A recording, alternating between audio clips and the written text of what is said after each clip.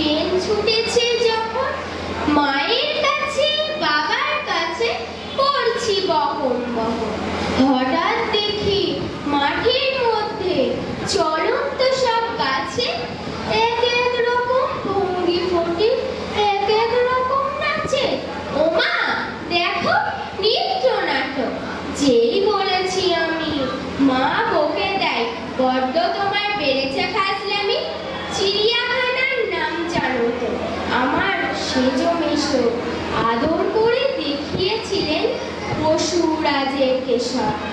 কদিন পরে চুন ঘষানো দেয়াল জুড়ে একই ঠিক অবিকল সেই রকমের মূর্তি যেন দেখি।